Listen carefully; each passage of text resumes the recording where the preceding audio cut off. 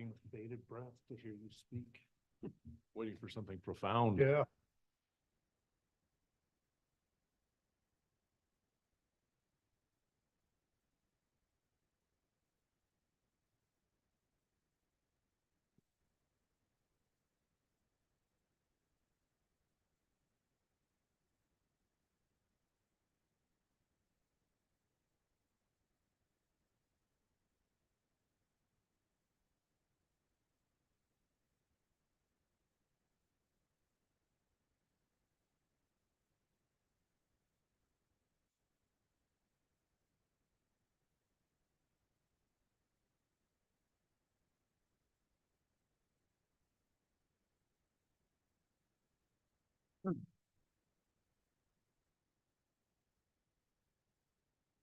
Good. All right. Call this meeting to order, July 2nd, 2024. Please stand and join us for the Pledge of Allegiance.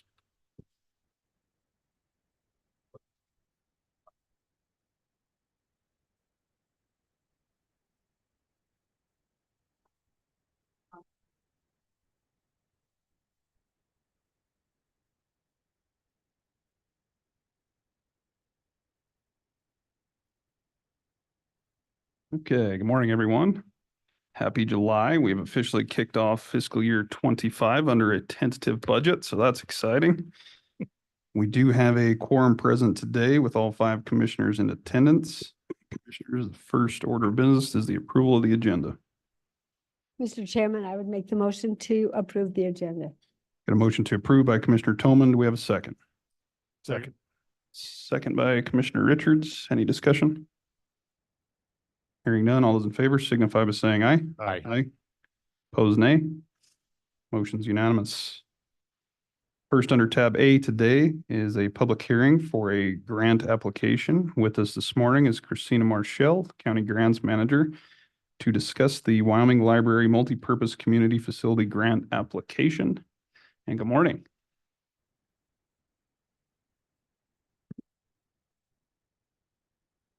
Good morning. So, Mr. Chairman, Commissioners, Sweetwater County has the opportunity to apply for a Wyoming Library Multipurpose Community Facility Grant. And this grant is anticipated to be for White Mountain Library to implement HVAC improvements. So the purpose of it would be to improve the health and safety of the environment inside the building. It is important to receive community feedback regarding federal funds. And so that is why in your packet, you have a notice of the public hearing. I placed this in the county's official newspaper. It was published on June 27th, 2024. We anticipate submitting the application by Monday for approximately $1.2 million. Libraries have become an extremely important multi-purpose facility in our communities. They often provide internet and free access to computers and technology for people to either have telework, teleeducation, and health monitoring. This project satisfies the requirements of the grant. So I'm just asking you to ask the public to submit any comments. I also will note I did not receive any emails or written comments for this project. So, and with that, I'm happy to answer any questions. Thanks, Christina. Appreciate your work with that. Any questions, commissioners?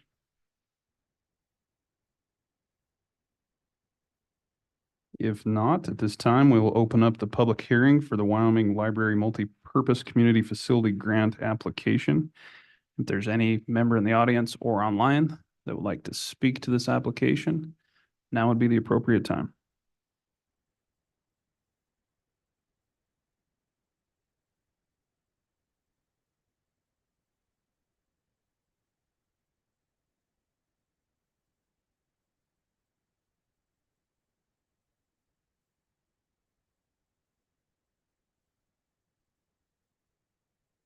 Seeing and hearing none, we'll go ahead and close the public hearing. I believe we approved going out after this grant at the last meeting, so we should be good. Today was just satisfying the public hearing portion of that for the federal funding. So thank you for putting that together, Christina, and we will move right along. The next portion of the agenda is the county resident comments and concerns portion. I did want to note that today we will be discussing the resolution to vacate County Road 124 up in the Eden area. There will be opportunity during that time to speak through the public process on that. So if there's anyone here that would like to offer comment on that topic, there will be additional time set aside for that when we get to that point in the agenda. So with that, if there's any other needs that anyone online or in the audience would like to address the governing body on, now would be the appropriate time.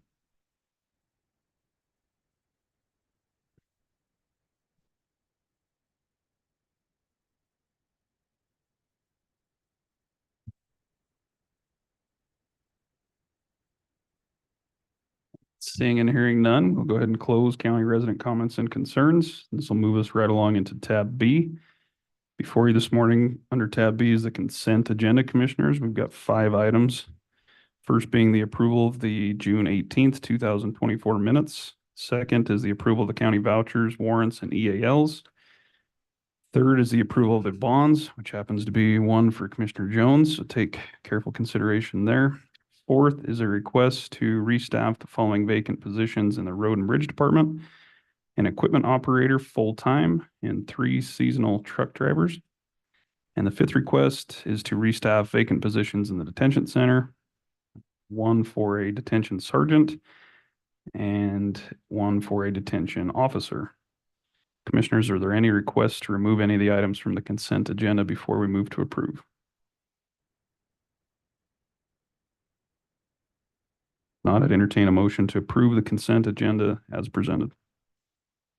So moved, Mr. Chairman. Got a motion by Commissioner Slaughter. Do we have a second? Second. Second by Commissioner Jones. Discussion. Hearing none, all those in favor signify by saying aye. Aye. Aye. Opposed, nay. Motion's unanimous. This will take us to the commissioner comments portion of the agenda. And Commissioner Slaughter, the floor is yours. Thank you, Mr. Chairman.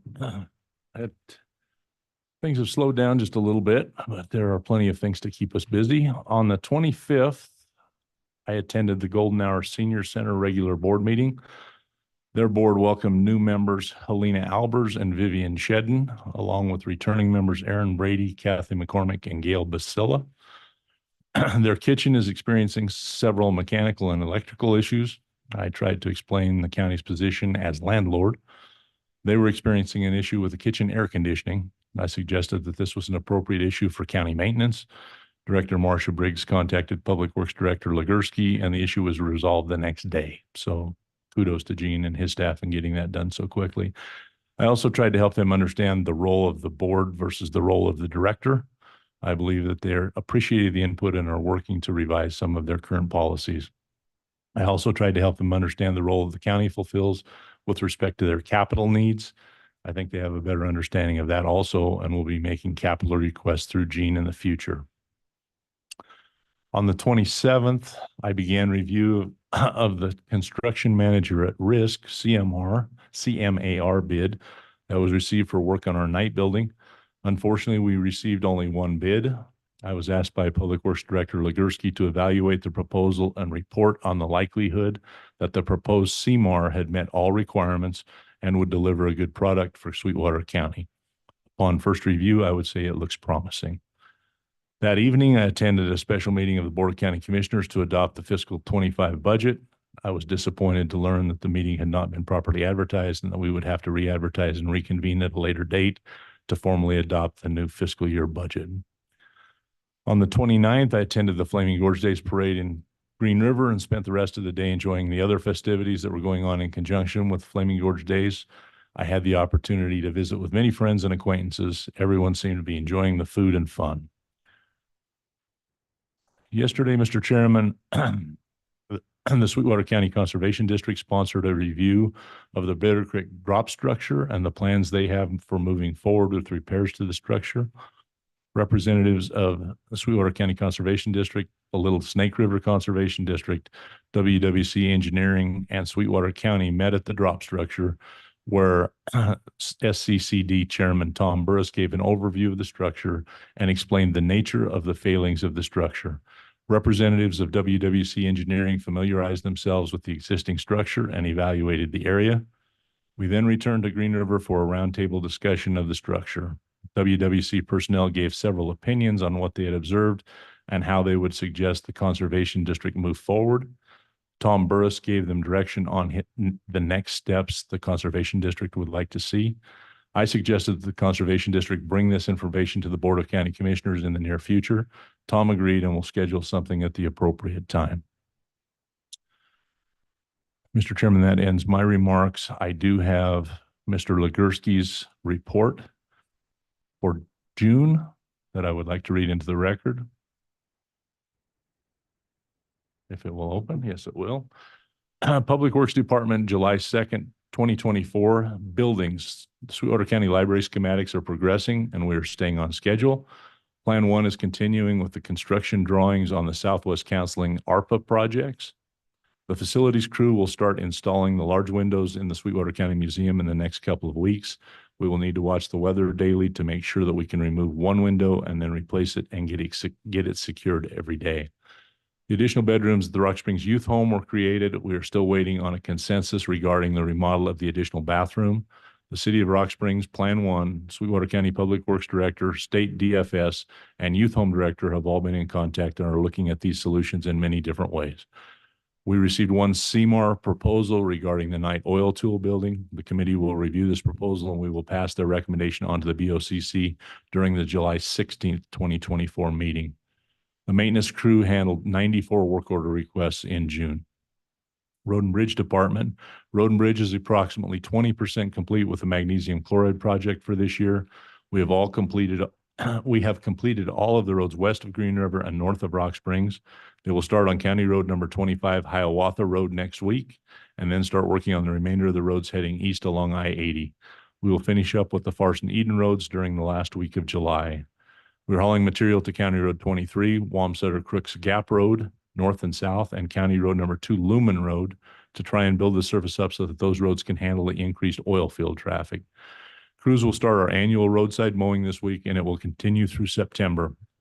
We will start on the roads north of Rock Springs so that everything can look good for the National High School Finals Rodeo. Engineering, the 2024 chip seal project is complete except for the final striping of the road surface. The contractor did the initial striping of the surface the week they finished, and by specification needs to wait 30 days for the second application. The 2024 paint striping project is going well with some of the long outlying roads being completed, as well as most of the roads north of Rock Springs being partially completed. The contractor will concentrate on these roads because we have a no work window from the National High School Finals Rodeo through the fair and rodeo. The energy roads plans are being finalized, and we're still waiting on the AG's office on their signatures for the WEA fund match agreement.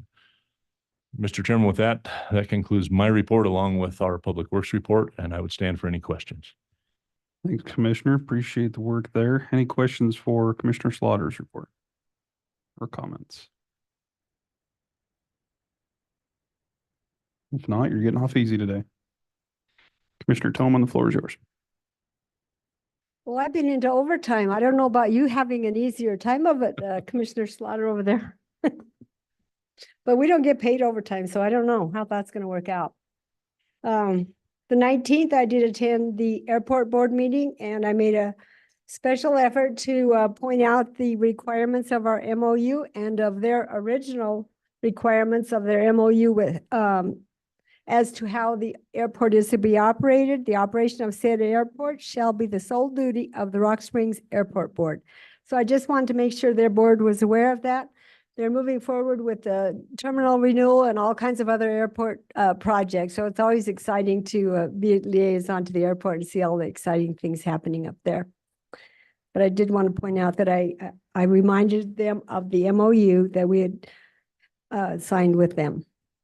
On the 19th, I also attend the Coalition of Local Governments meeting in Lyman, and the 3-page agenda that deals with all the federal issues that affect our county. And a lot of those are pre-decisional, and there will be some ratification of some of the comments coming up later.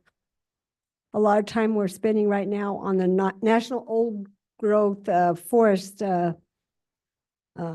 process, which I've been commenting on every time. They're arranging a tour through the Wyoming Association of County Commissioners for, I believe it's July 10th. So I will try to participate in that as well. On the 27th, I did attend our budget hearing. On the 25th, I attended the Young at Heart board meeting. I'm their liaison. Suzette Williams has been chairman, and her term is ending. So I just wanted to thank her for all of her work. 2 other board members are also ending their terms, so they will be getting 3 new board members. And over the last month and yesterday especially, I've spent quite a bit of time trying to understand the County Road 123 issues, and I've talked to 5 of the main parties that have an interest in this, and I feel the commission is probably ready to take action today on that. Attended the parade on the 29th. Flaming Gorge Days was a rousing success, a lot of activity, and people were very excited. And we're gearing up for the Liberty Parade with the Chamber on the 4th. So, Mr. Chairman, that concludes my report. That's not much overtime, Commissioner. Well, you don't know how many hours are behind those little topics. I understand. Any comments or questions for Commissioner Tomlin's report? You're just jealous because I have a short report today. Appreciate your work as always. With no comments or questions, Commissioner Richards, the floor is yours. Good morning, Mr. Chairman, Commissioners. I've been relatively busy since I saw all of you at our last regular meeting. On the 20th, I remotely attended a panel discussion on strategies for transparent and effective county budgets. And of course, what it turned out to be was a sales pitch for some comprehensive budgeting software from a NACO affiliated company. While sales pitches are annoying, it did look like a product that could be of benefit to Sweetwater County, especially in light of the budget process that we still seem to be going through. I forwarded the information to Clerk Lane so her office could look at it and see if there could be some benefit to the county and possibly schedule a demonstration. Later that morning, I remotely attended the Minerals Committee Working Group on Industrial Siting Impact Payments, where we continue to work on proposed bills to help the industrial siting process work better for counties. Later that evening, I attended the Sweetwater County Republican Party's monthly meeting, where a lot of newly announced Republican candidates for local offices introduced themselves. I want to encourage Sweetwater County voters to speak to all the candidates. Really get to know the policies they're advocating. Don't let your votes be determined by what you see on Facebook or by cryptic ranking websites funded by billionaires who live in other counties, other states, even time zones. This is a small community. You can meet your candidates, get to know them, make good decisions. On the 23rd, I attended Dr. Tom Spicer's celebration of life. They were beautiful services, and I'm sure he'd be proud of his entire family. I know they loved him, and I want to offer my deepest condolences to all of them. Services were also held in Alaska on the 23rd for the late Fred Parody. Fred was a former legislator who represented Sweetwater County in the Wyoming House during the 90s, where he finished his run as Speaker of the House. Fred was a great guy and a mentor during those early years of my forays into politics. He also leaves behind a family that loved him, and I'd like to offer my condolences to them as well. Since then, I've also learned that former Sheriff Stark has also passed away, as did Brent Lloyd, one of our former events complex director, Larry Lloyd's sons. Seems that June was a costly month for Sweetwater County and the families of people who have served it well. All 4 will be sorely missed. On the 24th and 25th, I listened in on the State Shooting Complex Oversight Task Force. Cheyenne, Casper, Gillette, and Cody were the finalists in the running, and Cheyenne ended up dropping out before the meeting, leaving just the 3 to present to them. After the presentations, the task force eliminated Casper from the running, leaving proposals from Cody and Gillette on the table, and they will schedule site tours of those locations this month.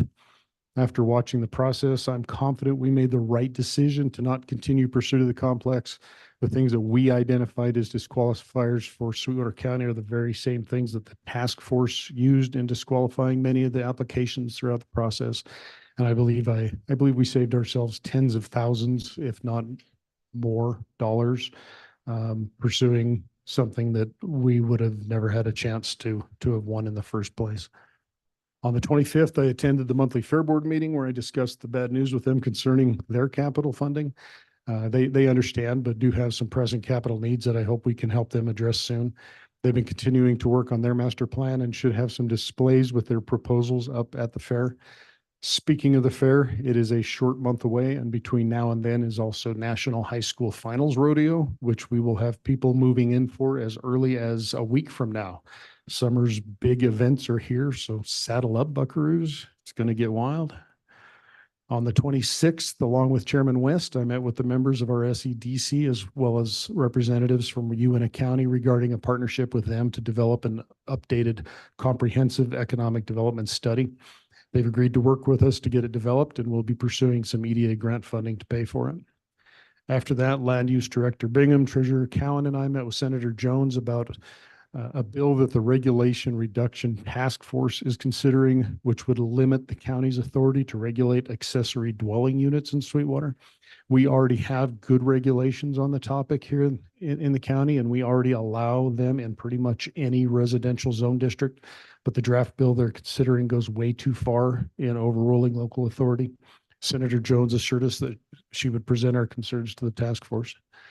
Later that evening, I attended Sweetwater County Court Security meeting where we worked on their annual report, which was submitted to the state yesterday. On the 27th, I met with the Minerals Working Group on industrial siting again, where we finalized a couple of drafts to present to the Minerals Committee at their next meeting. I'd like to thank Representative Larson and Senator Jones for making sure I was included, and Representative Lawley for being a great chairman and keeping us all on task. Later that day was our not so final budget meeting, but nobody really wants to talk about that. On the 28th, in an experience that was maybe a little more enjoyable than the budget meeting the day before, I got the distinct pleasure of giving my dog a bath after he decided to tangle with a skunk in my backyard. Sometimes he's plugged up sinuses or a benefit. I think that brings us full circle back to here with the holiday week in front of us. My schedule is pretty light. There's a solid waste district meeting on the 8th, the CR1 working group meeting planned on the 10th, followed by a planning and zoning commission meeting and a Wyoming County Commissioners Association meeting, and both combined communications and library board meetings on the 15th, along with my monthly visit to KREO radio. And that's all I have on the schedule so far. I do want to remind everybody that International Day will be on July 13th, and Governor Gordon will be at the National High School Finals Rodeo on the 14th. So I hope to see all of you at both.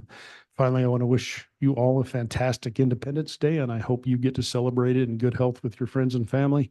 I'll be representing the commission on a float in the Rock Springs Chambers Liberty Parade on Thursday, joining up with the Budweiser Clydesdales afterward to present donation checks to Folds of Honor on behalf of our businesses, and then spending the rest of the day barbecuing with family and remembering how precious they all are. I think that's all I have for you, Mr. Chairman. I'm happy to stand for any questions. Thanks, Commissioner. Great report. And I echo your sentiments and condolences to those 4 families that suffered the unfortunate losses during the month in June. That was definitely some difficult news to read. Any questions or comments for Commissioner Richards' report? If not, thanks for holding down the fort for us on the 4th as far as the float goes. And Commissioner Somebody has to do it. Commissioner Jones, the floor is yours. Thank you, Mr. Chairman.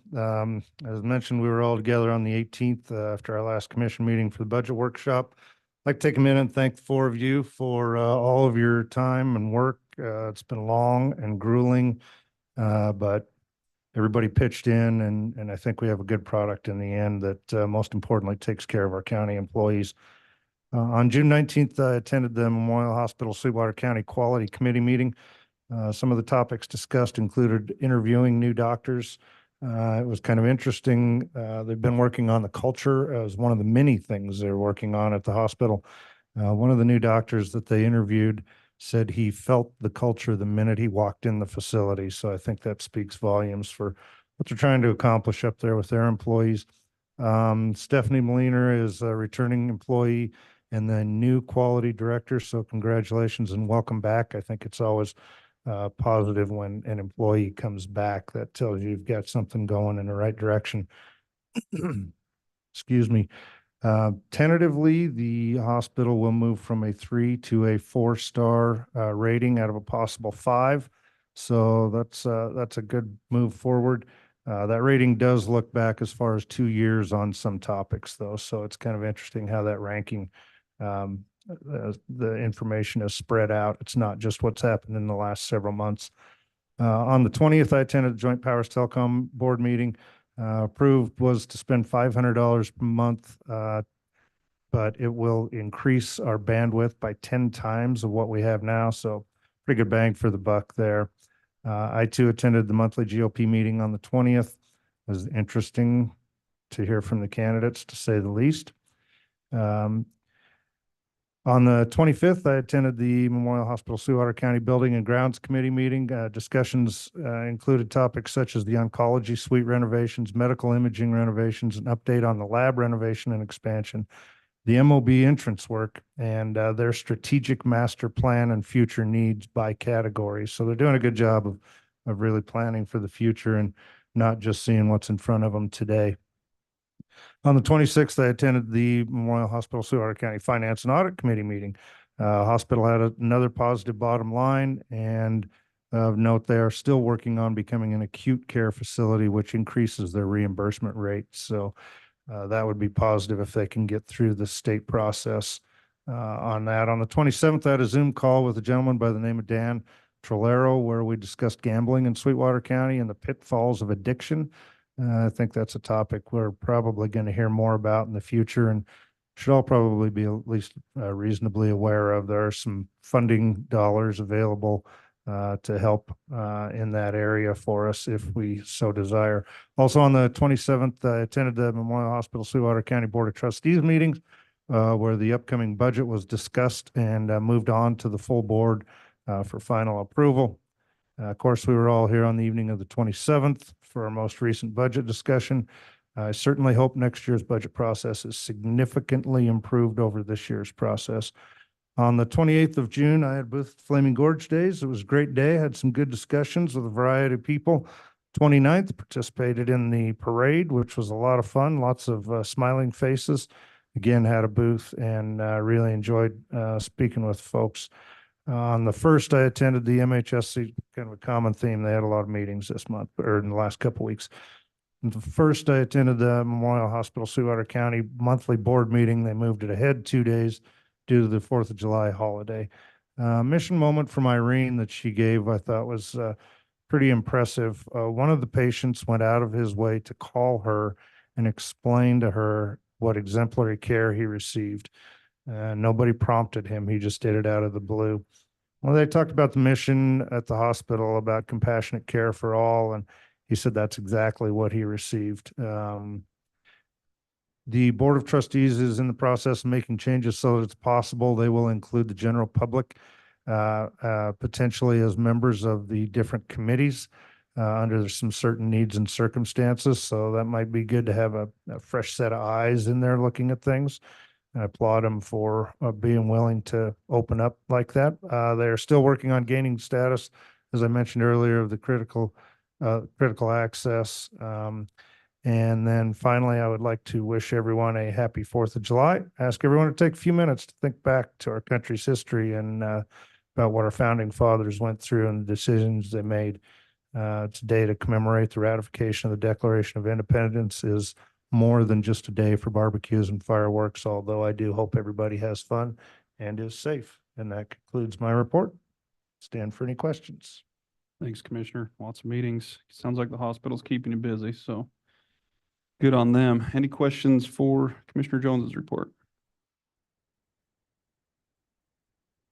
If not, it looks like I'm last to go here, so I'll try and keep it brief.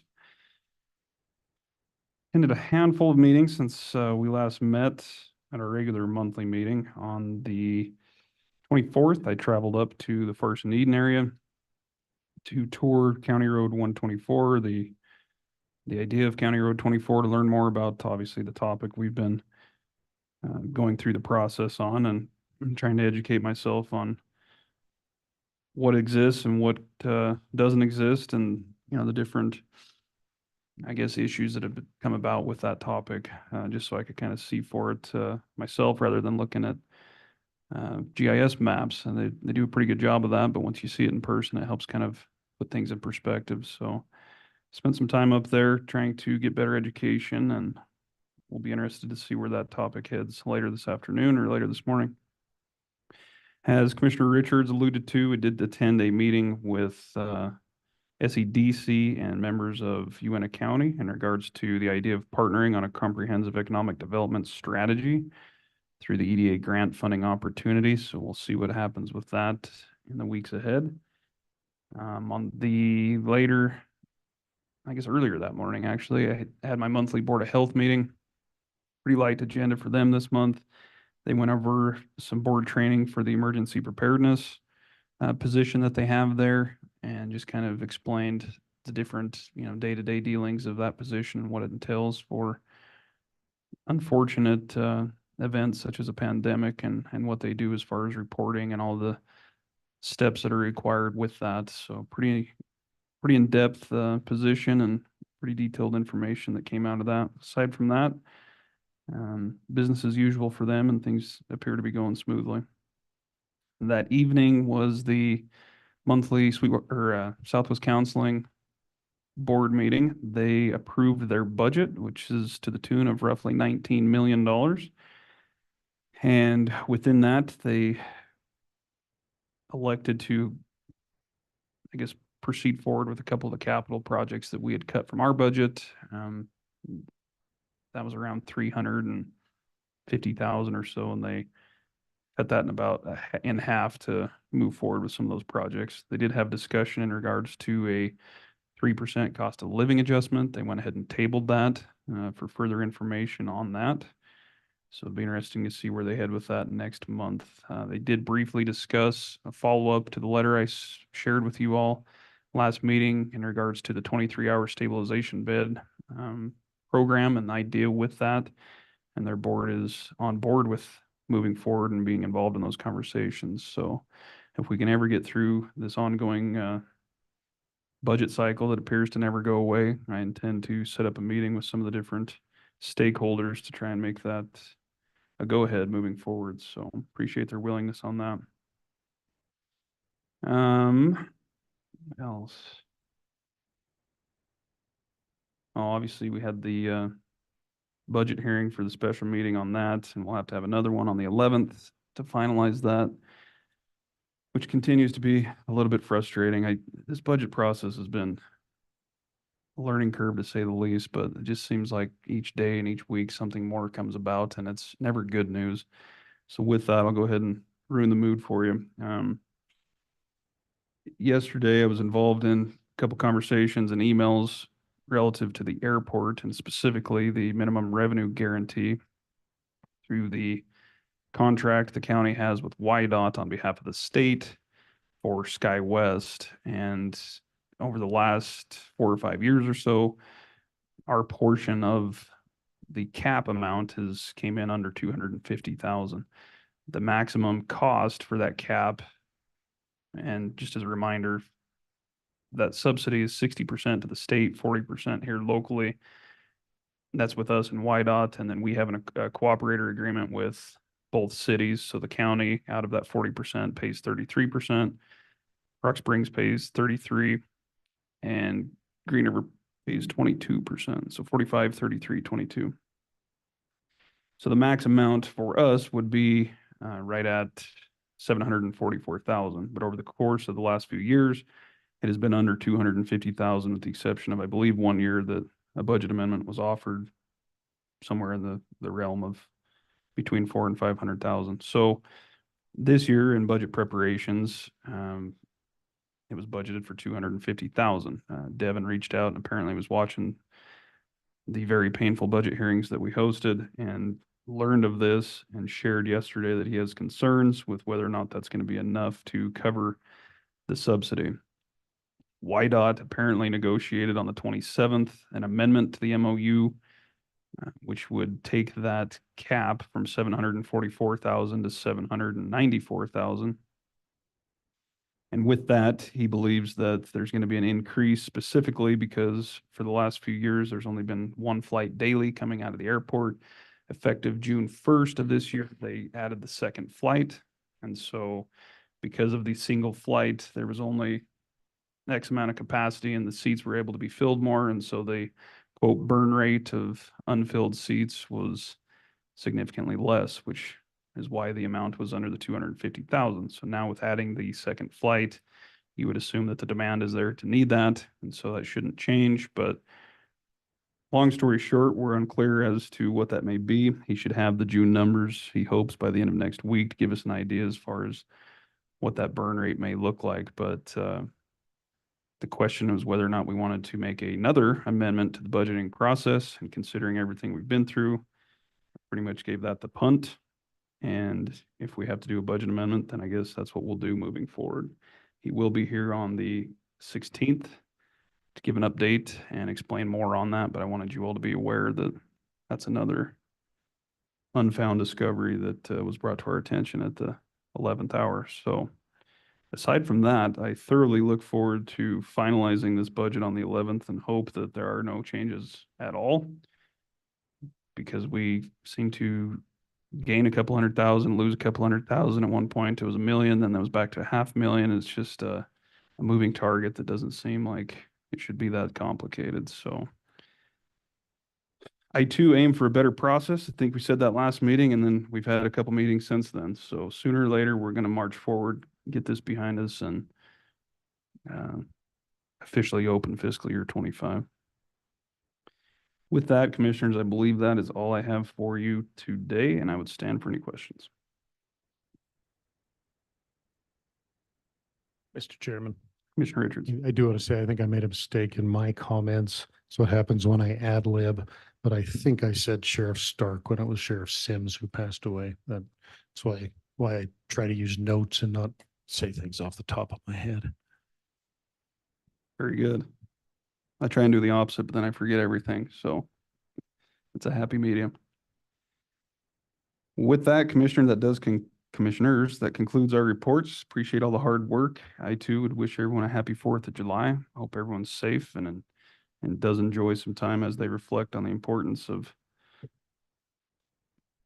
what brought this such a special holiday. So with that, we will move on to tab C, which is the kickoff of the action and presentation items. First up is a catering permit for the Santa Fe Trail Incorporated for the Solvay Picnic. And we've got Clerk Lane here to present it this morning. And good morning to you. Good morning, Chairman, Commissioners. Santa Fe Southwest Grill respectfully requests a catering permit for the Solvay Mine Leadership Team Picnic to be held at the Sweetwater County Picnic Grounds in Jamestown on July 24th, 2024 from noon to 5 p.m. Questions on the catering permit, commissioners? If not, thank you, Cindy. What's your pleasure? Mr. Chairman, Commissioner Richards. move to approve the application for catering permit for the Solvay Mine Leadership Team Picnic. Got a motion to approve by Commissioner Richards. Do we have a second? Second. Second by Commissioner Jones. Any discussion on the approval? Hearing none, all those in favor signify by saying aye. Aye. Aye. Aye. Opposed, nay. Motion's unanimous. Thank you. Thanks, Cindy. Item number 2 under tab C today is a predatory animal board appointment. And we do have an expiring term of January Lane. On file now, we have 2 applicants who have applied, one being January Lane and the other Leo Rodriguez. And commissioners, I would ask if there's any discussion. Mr. Chairman, Commissioner Tillman. that board, they're only supposed to have 2 terms. And in following up, I would recommend that Leo Rodriguez be appointed. He is a sportsman and is interested in becoming more involved in county activities. Was that a motion, Commissioner? I could make that a motion. Okay. Appreciate that. We do have a motion to appoint Leo Rodriguez to the Predatory Animal Board by Commissioner Tillman. Do we have a second? Second. Second by Commissioner Richards. Discussion on the appointment. Mr. Chairman, Commissioner Richards. Just a couple of notes. One of the requirements to sit on the predatory animal board is that you be a qualified elector, and I did check, and Mr. Rodriguez is a qualified elector in Sweetwater County. So I support his appointment to this board. Very good. Any other comments on the appointment? Hearing none, we do have a motion and a second on the table. All in favor signify by saying aye. Aye. Opposed, nay. Motion's unanimous.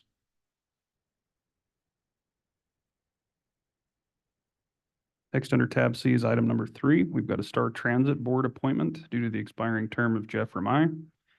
We have 3 applicants on file now, one being Jeff Remai, Andrew Hall, and Carla Hester Croft. And with Commissioner Jones being liaison to this board, I would hand it over to him. Thank you, Mr. Chairman. Couple of things, I'm going to move to make a reappointment, but there is a vacancy you'll see on the list. The Star Board had to change their bylaws in order to have language to remove a member if the member was not attending meetings.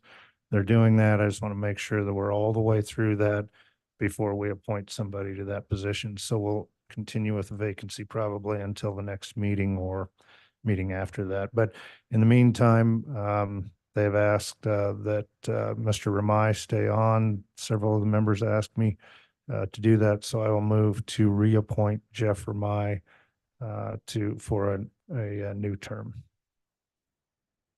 Thanks, Commissioner. We do have a motion to reappoint Jeff Remai to the Star Transit Board.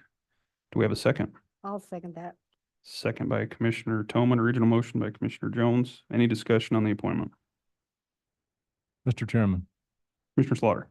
in looking at the applications, there is another application that was submitted that would seem to be very well done, a very well qualified individual. And I would just like to state, I appreciate the fact that this person has come forward and has made application. And once again, reaffirm what Commissioner Jones has said, there will be another vacancy. And I would hope that this other person would once again reapply or be considered for that position at that time. Thanks, Commissioner. Yeah, it's good to see some participation. I believe both of these, we didn't have any applicants at our last meeting. And so since then, we've had a couple apply for both. So that's good to see, and we appreciate the interest on that. Any other discussion on this appointment? Hearing none, we do have a motion and a second on the table to reappoint Jeff Remai. All those in favor signify by saying aye. Aye. Aye. Opposed, nay? Nay. We'll let the record show. Motion does pass 4-1, and congratulations to Leo Rodriguez and Jeff Remai. We appreciate your willingness to serve. That's going to bring us to item 4 on the agenda, Commissioners, which is a break. We are about 20 minutes ahead of schedule, which is nice for once. We'll take about just call it a 15-minute break. We'll come back at 10 o'clock and resume with the award of the 2024 County Road 1 Frost Heaves project. 15-minute break.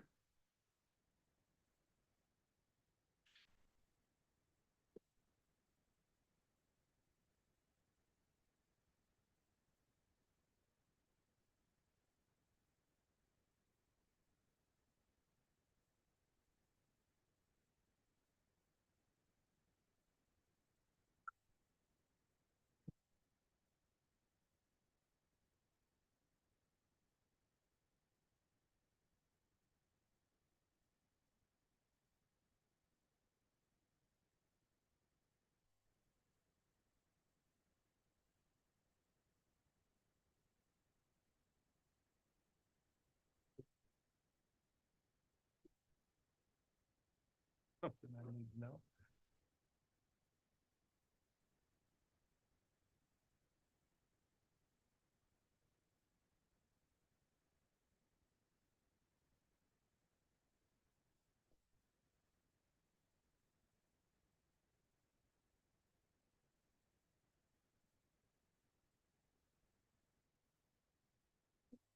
I am.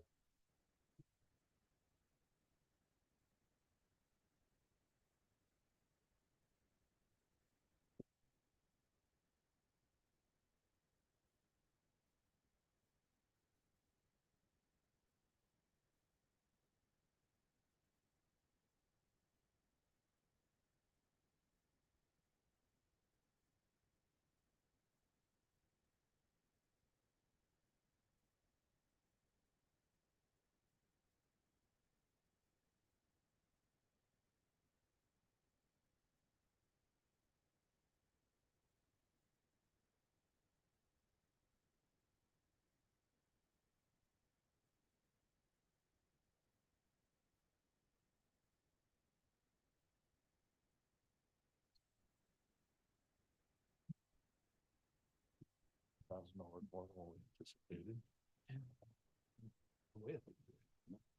Yeah, it's everything. I did talk to Stephanie yesterday. She was out. We would be talking about it today. So, real fast. So it will have some impact on what's going on. Make sure that you let people know that we're going to review that Tuesday. We are putting significant money in the road. Timelines. First timeline? Yeah. Some.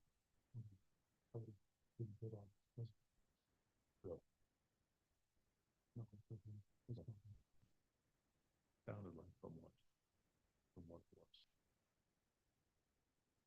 A lot of time schedule, so. One of the things that did come out of it was being, I talked to the school district, let them know that it would be ongoing if we pass it. The school district said they quit running at County Road 1 anyway. They are transporting students the other direction. So yeah, he did say that their belief is it's taking them 6 to 7 minutes longer going that way using the speed. So it's not what those people down there want to hear, but it's, you know, if they're concerned with safety, that's the big thing. Because otherwise, I was telling Gene, I was on the Blue Rim Road on Saturday and on top of White Mountain. They've done a really good job with grading on top of White Mountain, and the mag is perfect. That road you could run right now at 65. In my opinion, I don't know where this goes from here, but I think we would be remiss at not looking at doing something like that if we are concerned about safety with respect to that road. Maybe that's not what they want, but I believe that road is much safer than this one. So I don't know where we go, but it's going to be another one of those battles. That's what happens when people don't.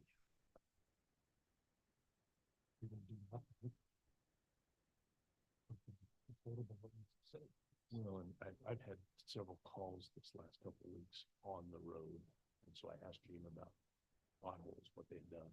So they've not been back out. Typically, they only go out 2 or 3 times a year, so they've not done anything since the last time we talked. So it's understandable because the last time I was out there, it was really bad. He did say, Stephanie did say that she had information from Williams. They had talked to Williams. She was going to let me know about it. We didn't just talk about it yesterday. So that'll come up on the 10th. We can have that discussion. I talked to Gene yesterday and asked him if he thought it would be beneficial for a member of the commission to reach out. He said he does, which I agree. So I think between now and the 10th, I'll try and reach out to Christie Strong.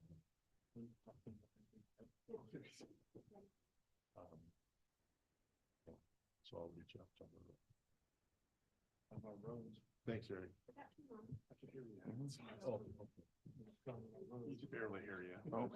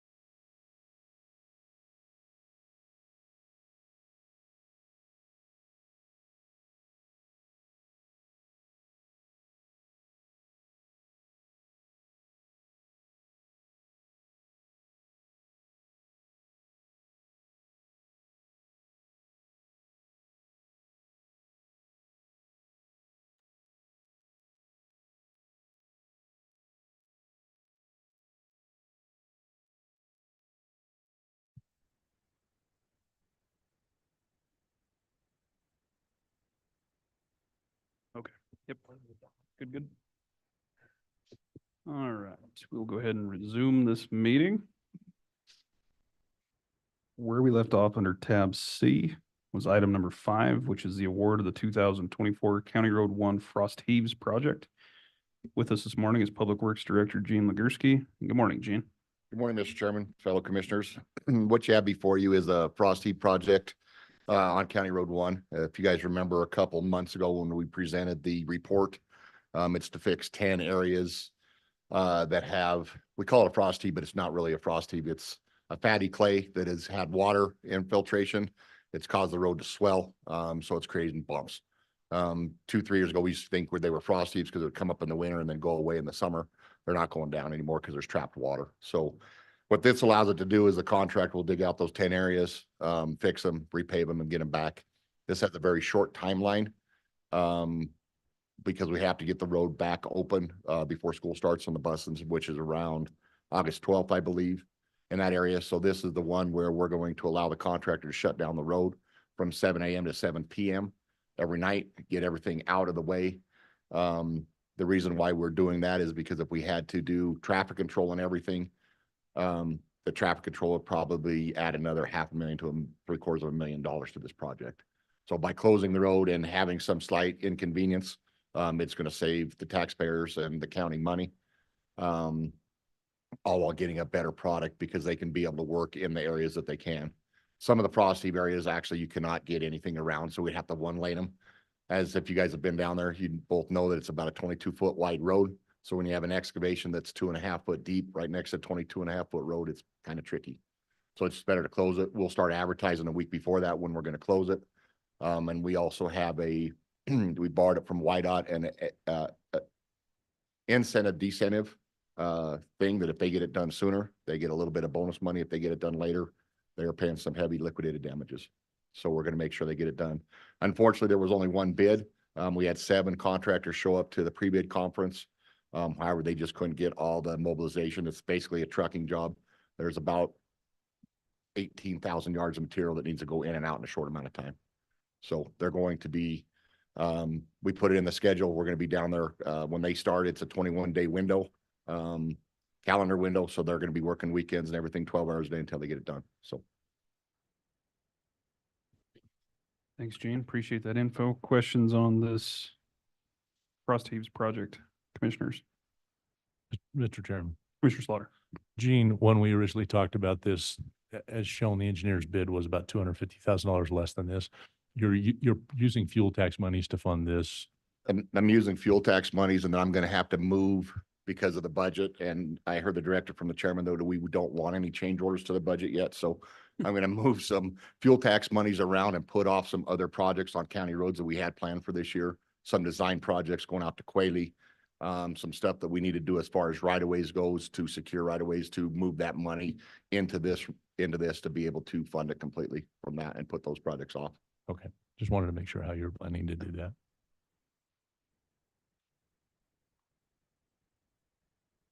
Once we get through the ongoing questionable budget, do you have enough in there as far as shifting things around to cover the? Yeah, increase? I actually, in that, that fuel tax restricted account, I have budgeted right there 4.4 million. But you got to remember, we're also doing the energy road projects. So they're going to take about 1.7 million to do out of that. And then just some other, the chip seal project, the motor grader purchase that we're obviously going to do in there that has to come off of that. So if I move the right-of-way surveying around and then I put off the design of Quayle Road, until next year, that project honestly has been pushed off 3 different times because they're trying to lay a new water line to Quayle, the Quayle mine through that. And they've had some right-of-way issues and everything like that. So we put that off and I don't want to design the road and go out to bid and then tear it up with a water line. So we're going to wait for them to install. So that could get just pushed off by natural occurrences. Okay. Any other questions, commissioners?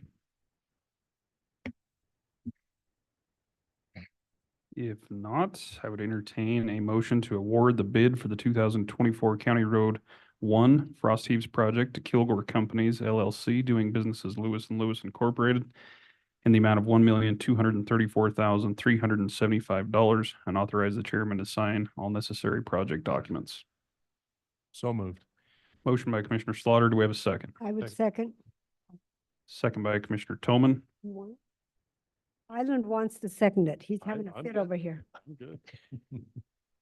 Second by Commissioner Toman. Any further discussion? No need to fight.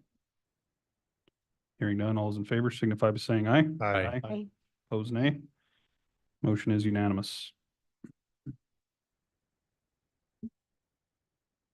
Next under tab C is item number 6, which is resolution 2407 EN01, a resolution to vacate County Road 124 Eden East 2nd North.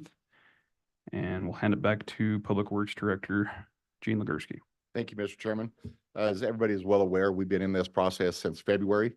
We received a petition to vacate County Road 124, and after going through the process as outlined in the state statute, you guys appointed a viewer. The viewer's report was presented to you guys. We sent out notice of intent to vacate to everybody that was interested in this.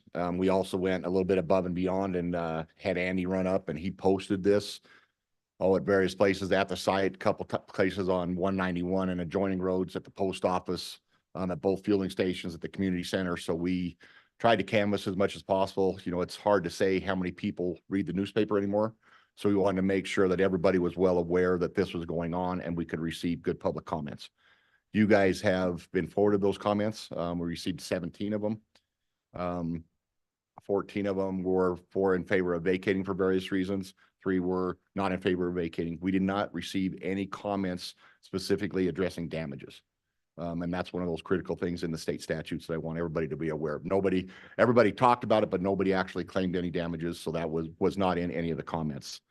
The other thing, when we were going through this with John, in the resolution, that kind of wanted to bring up, is there were some things that you guys had brought up, the public had brought up, and different stuff like that. One of the things that I want to make perfectly clear is, this road hasn't been used since 1994. There was a center pivot put over it. Whether that was right or wrong is not our decision or my decision or your guys' decision. It's there. The road hasn't been used since 1994. There is other ways around it. I know there's public access concerns and everything like that, but in order to get to Buffalo Hump and the sand dunes, there is other words. You can go Chicken Springs, you can come off of 28. There's numerous 2-track roads out there. You can go up the railroad grade. There's other things about there. Of course, that depends on what the RMP does, because you got to remember, once you get about a mile past that, it's either BOR or BLM. So, hopefully, what you guys have done with the RMP and Eric and everything like that proves true, and we don't have to worry about that. But there is other ways to get around that other than this road. The Miller's land, there's an L-shaped piece of land, and I can actually bring it up and talk about it a little bit easier.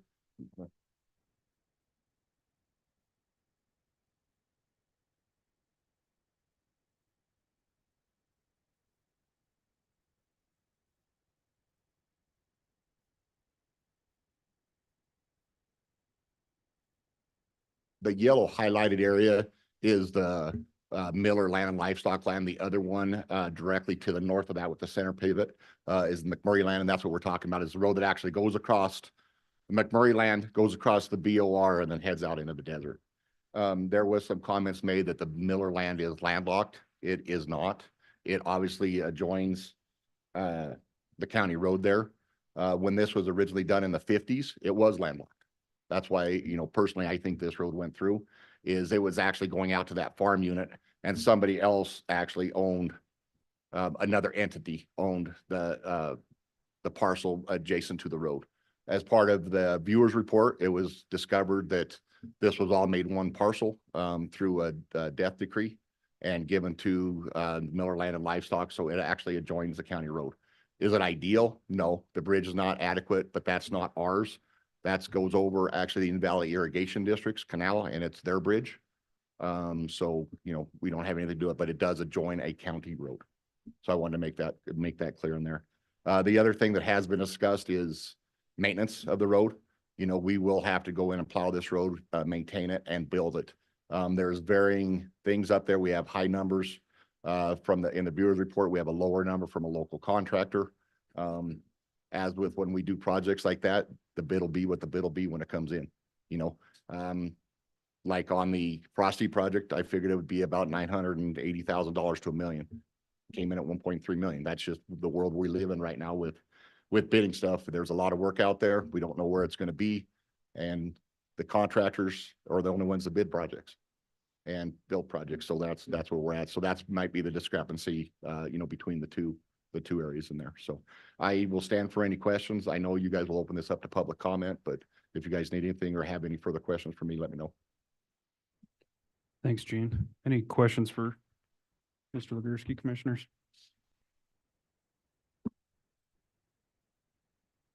Mr. Chairman, Commissioner Jones? I don't know that you have the answer exactly, but in talking with Mary, there's a couple of things that I'm pretty serious about. One is private property rights and access, and then public access to public lands.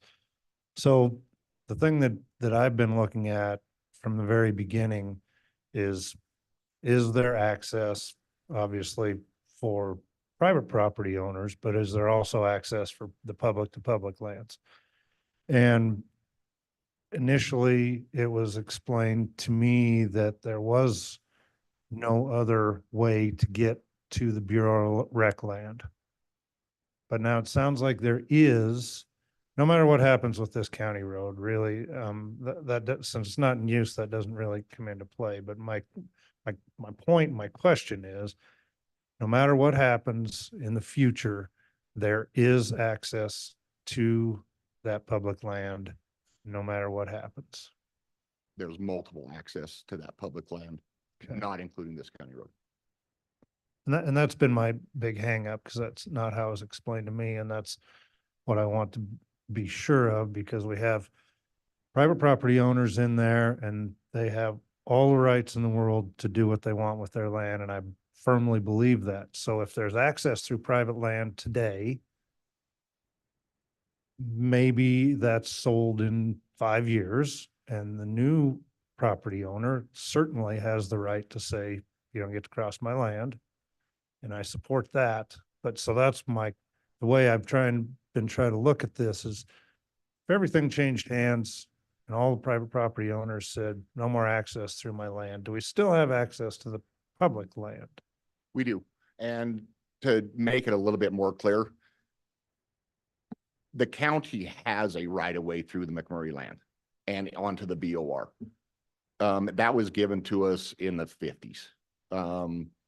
The McMurrays bought the land before that, but in their deed, it actually had a reservation for ongoing other right of ways and easements that would be acquired. So that did have that.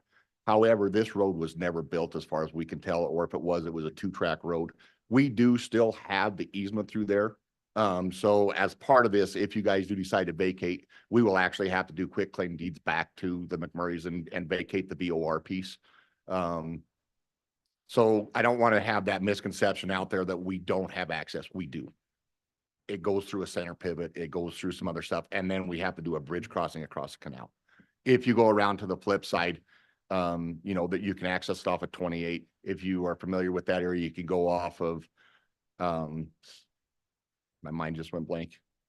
Lenny Hayes place, just to the south of that. There's actually a road that either can turn and go to Chicken Springs down that way, or you can go out there and there's plenty of 2-track roads and stuff like that that are on BOR and BLM land that can get you to the exact same place. I go out in that area frequently. I jump on the Chilton Road and ride the railroad grade all the way up there. And then you can bail off the railroad grade in various areas, and there is access to that land. Is it ideal? Is it the most straight? No, but there is other access out there. Thank you.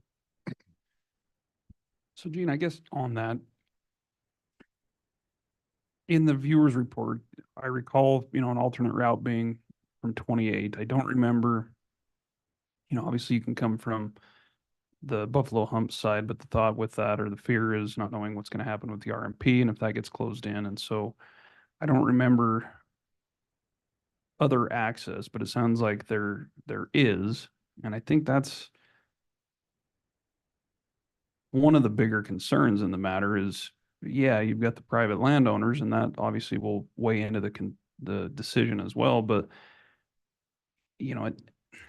throughout the whole RMP process, we fought to keep roads open and to, keep public lands in public hands, and the ongoing fight with that. And, now we have a road that doesn't exist, but it's a right of way, and we're getting pushback that we want to spend $1 million to develop a road through, someone's center pivot, which I think is a little bit misguided because we didn't seek this out. It was, petitioned for us to research further. And so, the idea of not having public access to that BOR or BLM land, I think is important because once it's vacated, it's done. Done. And from what I'm understanding now, and basically most recent discussions, is there still would be access regardless of the RMP outcome, depending on what happens with that. But my understanding with the viewers report is it wasn't that explicit, and that, yeah, you can come in on 28, but to get to some of the areas in question, particularly the L shape that you highlighted, it too has to cross private property from different ownership, so that too could be shut in. And so what is the public access? Public access is like I said, various two-track roads or the railroad grade. You can come off of 28. And if you guys know where Pacific Creek is, you ford Pacific Creek on the low side because the railroad bridge is not there anymore, the railroad culvert. And you just jump on the railroad grade and you can get to various things. The one that I think the viewers report, and this is complete speculation on me, is the O&M road that follows the canal that basically goes up to Rye Patch is what I think he was talking about. And through that, there is a lot of BOR section that's on, but it does cross about a 3,000 foot section of private land that can be shut off. The other thing is it's an O&M road for the canal. So if I'm reading that correctly, it's not for public use. People use it for public use, but it can be closed off either by the canal or it can be closed off for by the entity if you're crossing your land. But the other access is, like I said, out there, if you know anything about that area, Chicken Springs, which is, a couple miles to the south, you go out and then you're in the desert right off of that. You can come off of 28 by various county roads and get over there. However, this is the most direct access out there. So if you guys have been around road construction or anything like that, you know how frustrating it is where everybody's like, they closed off this intersection. There isn't any other way around. There's 30 other ways around. They might not be the most best direct access, but there's other ways around by various two-track and other roads that go across the BLM and the BOR. And I wish I had a better aerial. Sorry, the aerial's kind of cropped in the 2023, so you can't really see it. I tried to zoom out on the 2022 one, and you can't really see the two-track roads because of the sand color out there. They're tough to see, but they're out there. I've hunted out there for 20 plus years, and there's roads all over out there. I mean, even, I'll be honest with you, even the railroad grade sometimes, it crosses the sand dunes for about 3/4 to a mile. And, that's why they, not only did the mine shut down and everything like that, for the iron ore mine, but, they had to plow that with the snow plow sometimes when the wind came up and they had to get the sand off the road right there at the railroad grade. So like I said, it's not the most best used access, but there is access out to the public lands. Mr. Chairman. Commissioner Richards? Gene, if we retain the right of way, is there anything that requires us to ever exercise that right of way and build a road? No, there isn't. The hard part about that is we have been in contact with YDOT, and YDOT's gotten us, and that's why a lot of these questions are coming up, Mineral X and stuff like that, because they're like, there's no road there, but you guys have a right of way. What are you doing? And it's really confusing for landowners and stuff like that. Hey, am I paying taxes on that? Am I not paying taxes on that? Can I cross that? And this is an odd area, and I'm not saying it would happen, but like with Mineral X, there's gas lines all over in that area, oil lines, everything like that. We don't have a road there, but they still have to get a right-of-way permit for us because we have the most senior rights. So they have to actually get something with us that says that they can cross the stuff. So it creates a lot of confusion. My preferred option would be to either build the road or vacate the road and make sure it's a clear-cut thing. And it just clears up things, down the future. If this would have been acted on correctly back in 1994, we wouldn't be sitting here. And it's caused a lot of confusion, a lot of money spent, a lot of heartache for a lot of the landowners up there, and contention between, neighbors and a lot of other things. So for me, I'm a pretty black and white person, if you haven't noticed that. I'd rather have it vacated or not. I don't want to be in limbo. Of course, I'll do whatever you guys want to do. Like I said, there isn't any reason why we can't do that, but it just creates confusion in my opinion. Any other questions or comments for staff? I do have one. Commissioner Thomas? So if we didn't vacate it though, you couldn't take that easement and just move it to another piece on his property anyway. You'd have to vacate and do a new easement anyway, right? Yeah, I mean, the easement's where the easement is, Right. you know, it's. So the it's way- not transferable or anything No, like that. no, they're not transferable. It's actually you know, there's a legal description in there that says this is exactly where it goes. And I don't So- think it was anybody's intention to plow through the middle of a irrigated hayfield. So I guess that makes it easier for us to decide, you know, how we want to take it because it's not going to give us or keep an easement. No, I mean, and that would be speculation on my part. You know, I can only go back to what we've learned through this whole process and see, you know, but to answer your question, Commissioner Tolman, easements are not transferable. Thank you. Well, easement locations are not transferable. Sorry about that. Yeah, I know when we were having some discussion, there was the idea of, you know, putting it towards the northern boundary of the property there. If that were even an option, that would be more, you'd probably vacate this and then do some form of a quitclaim deed for a new section, or is that how you would go through that process if there Yeah, were even it's a little bit agreement? more Yeah. difficult than that because, you know, we'd have to vacate this and then we'd have to negotiate with McMurray's for that exact location of the road where they wanted it and stuff like that, because we're asking them to put something on their land. And Okay. like everybody's brought up, private land ownership is paramount in the United States. So we are going to them and asking, hey, we don't want this, we want this. What do you guys think? So, and then the other thing we have to do is, this does not get us down onto the BOR piece. So we have to negotiate or go to the BOR and then get something from the top of that section to the existing BOR road section that we currently have. So that would actually be two phases in there. Okay. Mr. Slaughter, what are you thinking? Mr. Chairman, I just want to verify the process. We have been petitioned to vacate this road. And so we have talked about the various options. And so I guess this is a question for John. I talked to Gene a little bit about this yesterday, and it's still somewhat foggy in my mind. We can either choose to vacate, we can choose not to vacate, or at this point in time, we could just postpone and delay, if my understanding is correct. How long, I don't like the idea of kicking the can down the road. It seems like that's what we're doing. But how long would we be allowed if we were to choose to postpone this? Mr. De Leon, can you answer that? Mr. Chairman, Commissioner Slaughter, there is no time frame that's identified either in statute or case law.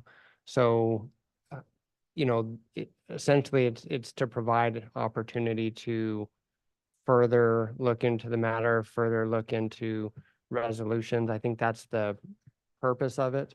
I know that there's been a lot of efforts in that regard. So that would be, there would be no specific time frame attached to that. Thank you.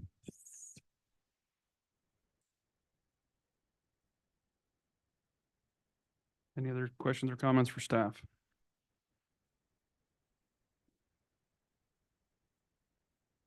Okay. Thank you, Gene. Thank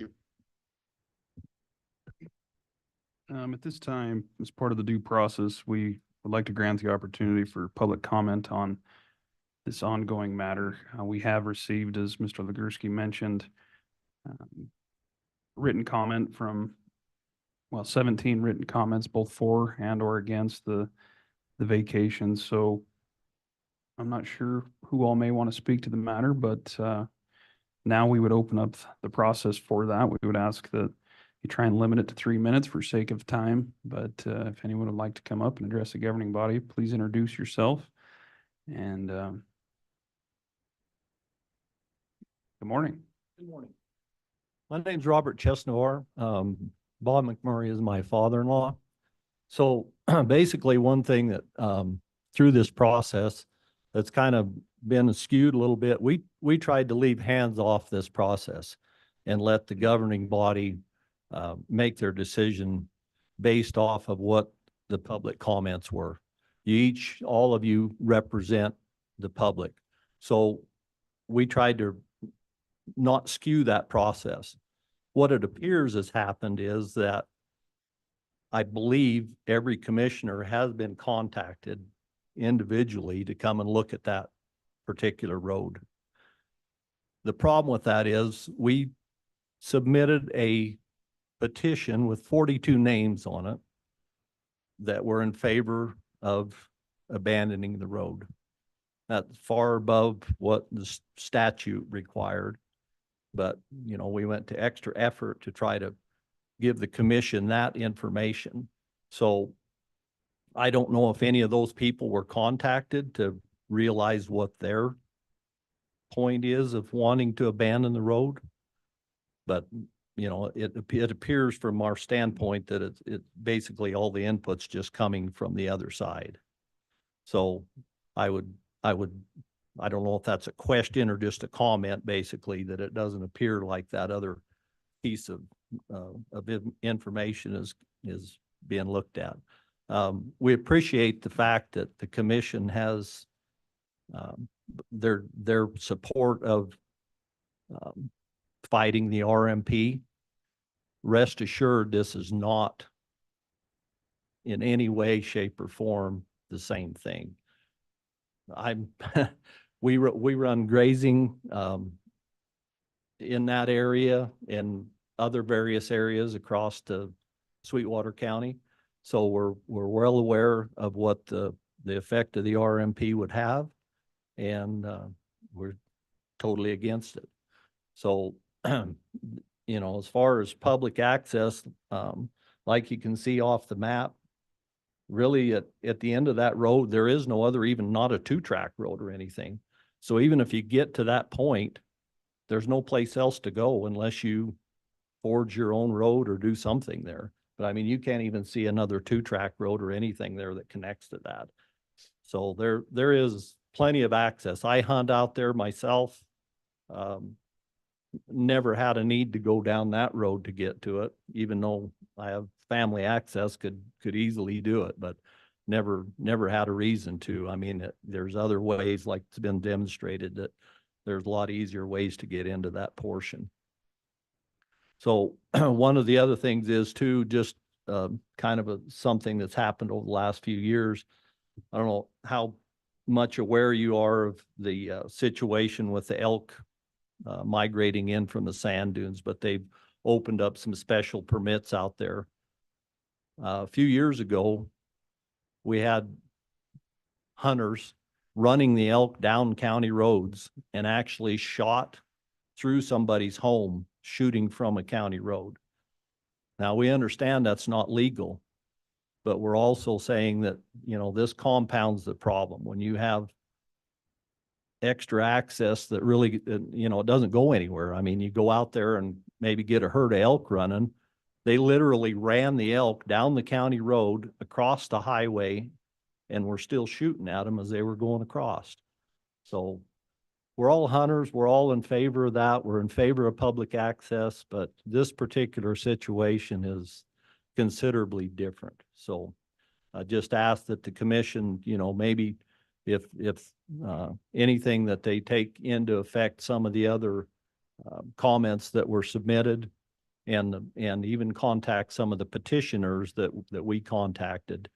And we had 100% support virtually. I mean, we had one person that didn't sign the petition that we approached out of, I think it was 42 people that we had signature from.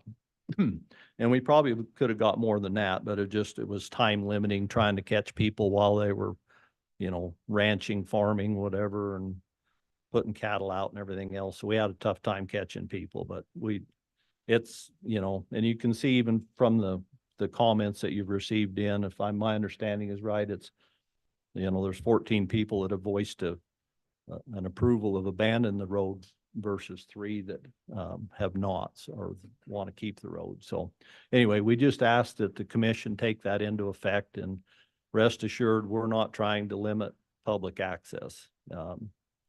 There's, and early on in the process, it was believed that we had an agreement to move that road to the northern part of that property.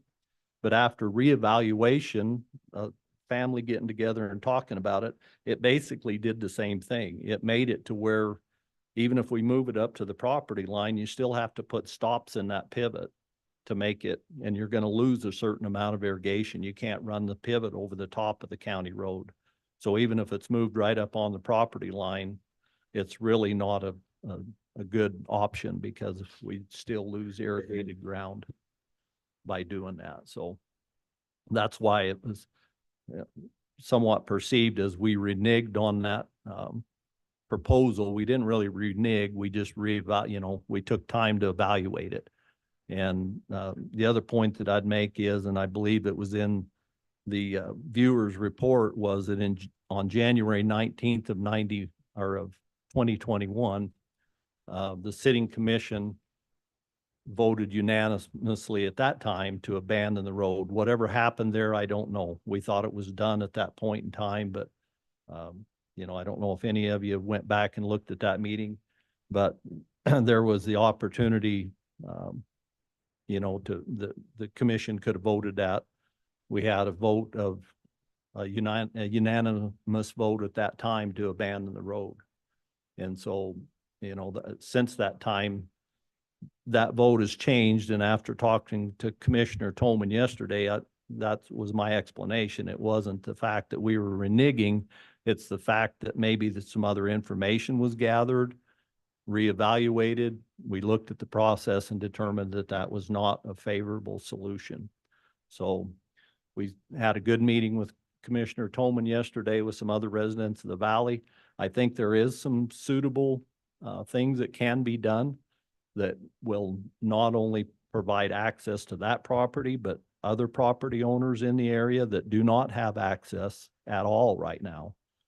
So, we'd ask that we abandon the road and then be able to move forward with maybe a different proposal. So, thank you. Thanks, Mr. Chesnamar. Appreciate it. Just to clear up that previous action that Mr. Chesmore talked about, that was totally an error on my fault, not understanding the state statute in the process. Right before the commission, thought we could do it like that. After the fact, went back and looked at the state statute and went, I messed up. So that's why that action was like, but he is correct. It was voted on 5-0. However, I did not follow the state statute at all, so it wouldn't have held up. And that was 5-0 to vacate? Correct. Okay. But there was no public input, no notice of intent to vacate. I just blew it. That's the only excuse I got. So, okay. I did too. I guess I voted on it, but and I do apologize to the family for claiming that you had a deal. I know it was an informal meeting we had, so my apologies to you for that. We're still under public comment. If there's anyone else that would like to speak.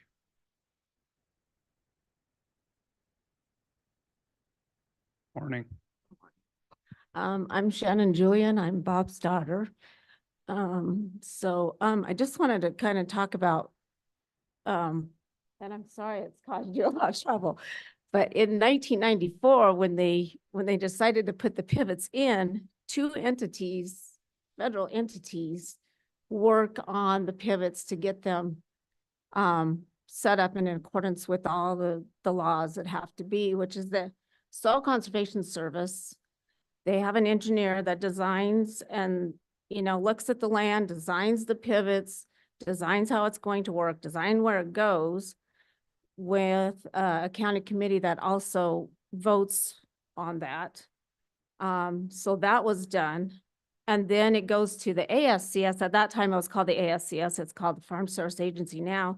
The ASCS has a county committee, which decides if they're going to pay for that pivot and all the things that go with it. So there were 2 federal agencies that passed off on the pivot going around through that area. And my grandparents were very law-abiding, careful, good, hardworking people. So I just don't think that they would have, just put the pivot around without thinking through the process of going through the county road. They either did not know it was a county road or I don't know, the conversation they had with the SCS and the ASCS so that it all came to be. So I just want to let you know that, there were several things that happened to get this pivot in the place it's in. And sorry, it's caused a lot of trouble.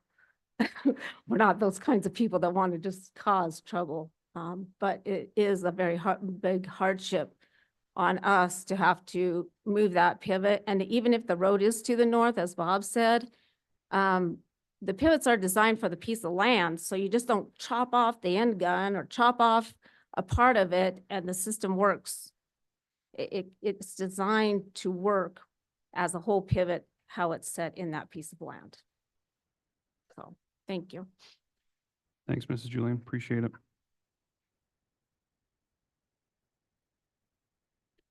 Still under public comment. Is there anyone else that would like to speak to this matter?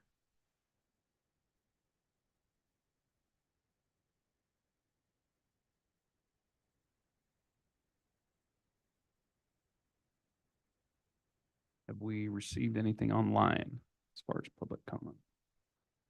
No. Last chance for public comment.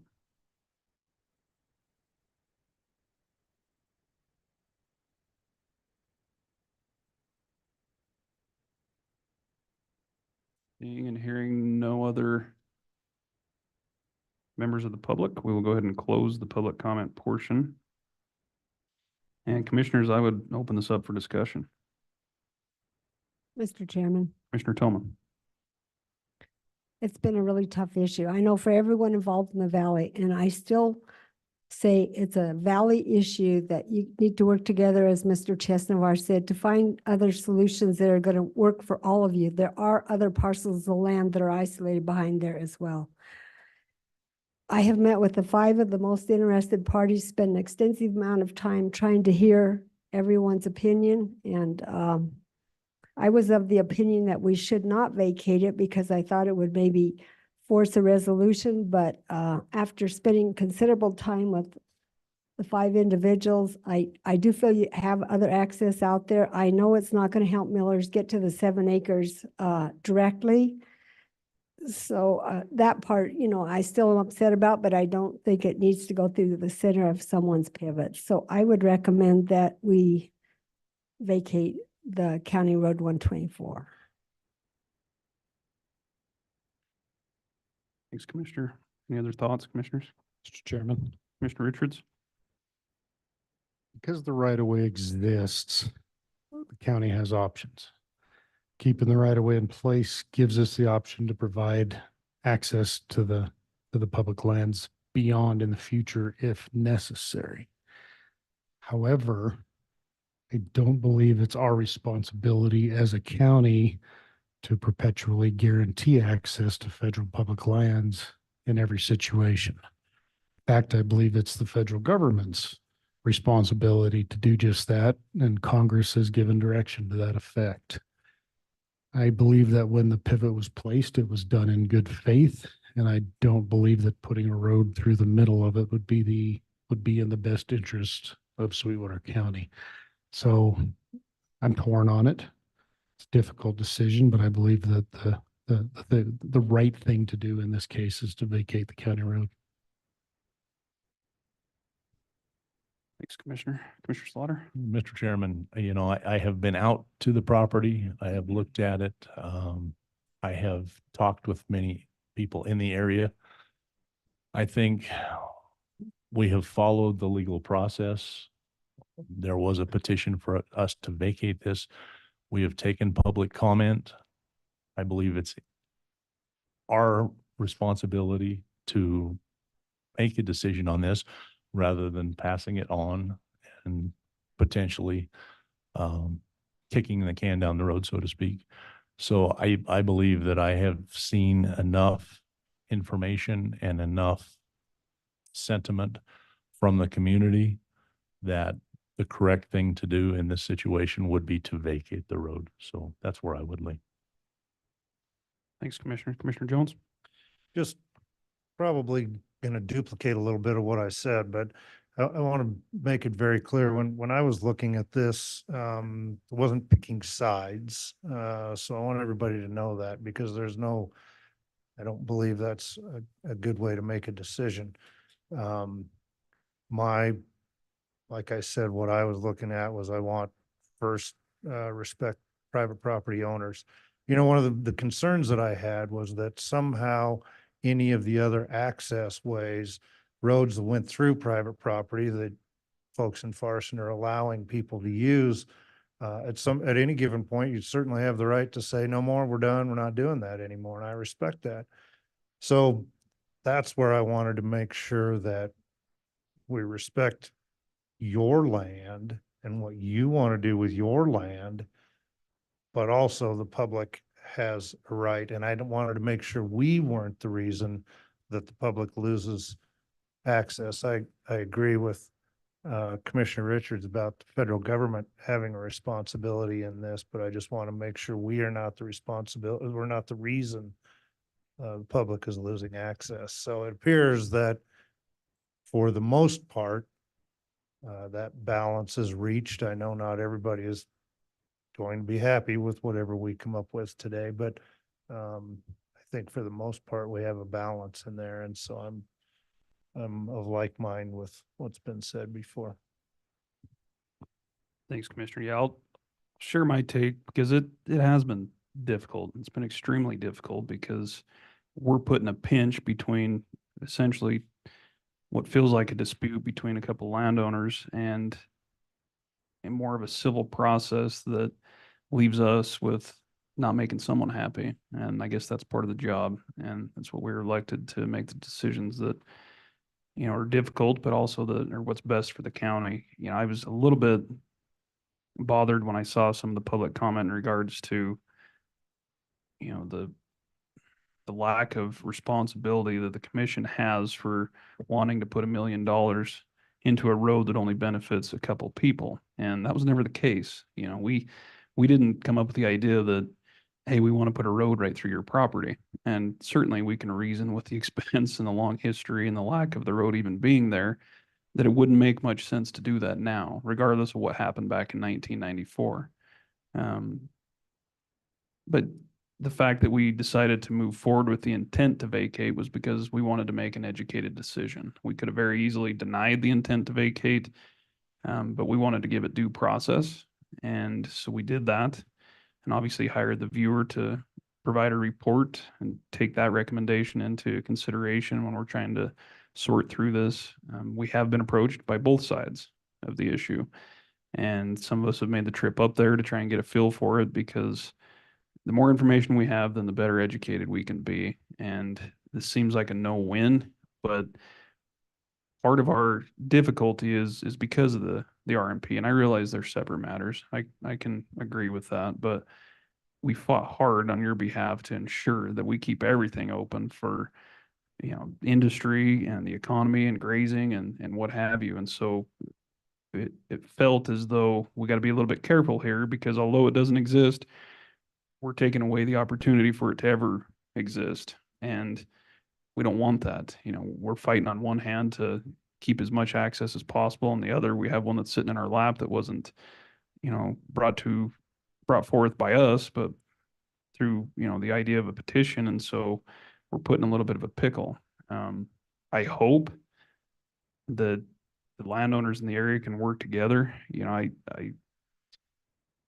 the canal road, I traveled it, you know, it interweaves private land, and either of them can shut that in. I hope that's not the case. I hope there's a willingness to work together to help one another out up there. But I want to be clear that it was never our intent to spend $1 million on putting a road through a center pivot. That's part of the the viewer's report. That was in response to the petition. And so that's one item that is considered with, the equation of making this decision and what does that look like? And so that's part of the process, and it helps make that decision regardless of what that may be. I've been kind of on the fence with this one because I can see both sides, and, I too respect and appreciate private landowner rights. I appreciate, access to public land. And so I wasn't aware that there was several different access points to the public land that we were speaking to until very recently. So that does kind of change my opinion on the matter. So I appreciate your involvement and your commitment to it, and for being respectful in the public process and allowing us to be educated on the matter, because it hasn't been easy and it's a difficult decision that unfortunately will leave someone unhappy regardless. So. Any other comments?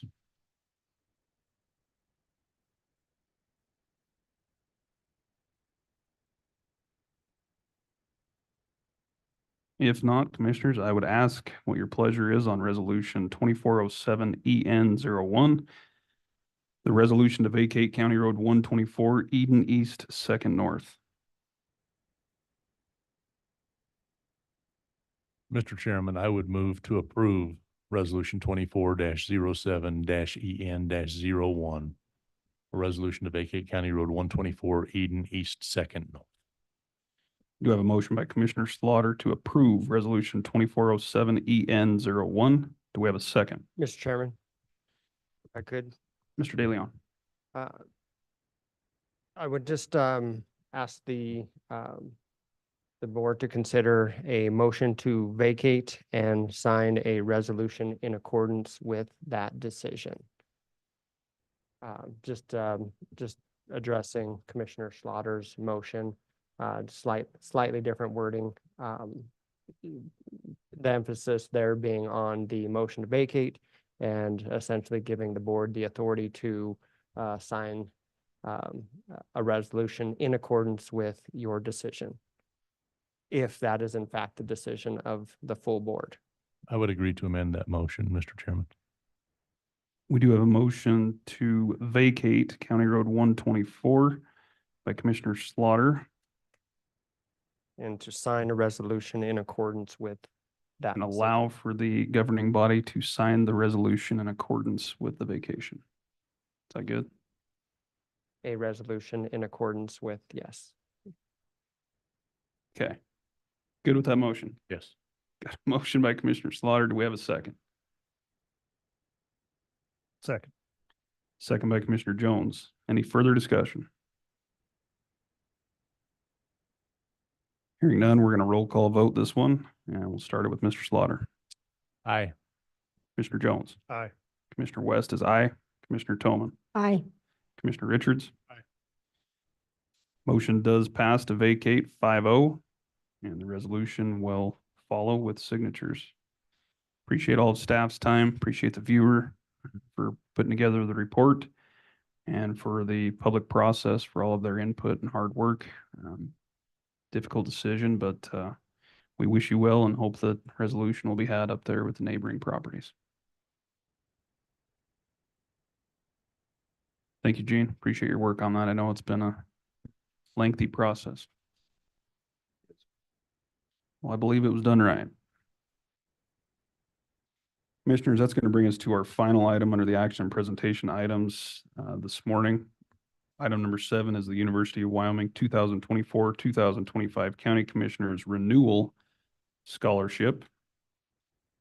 And with that, just to give you an idea, in addition to the scholarships that we hand out, we also have the opportunity to award one renewal scholarship to a student who has previously received the scholarship in the past. So it's $500 per semester for a total of $1,000.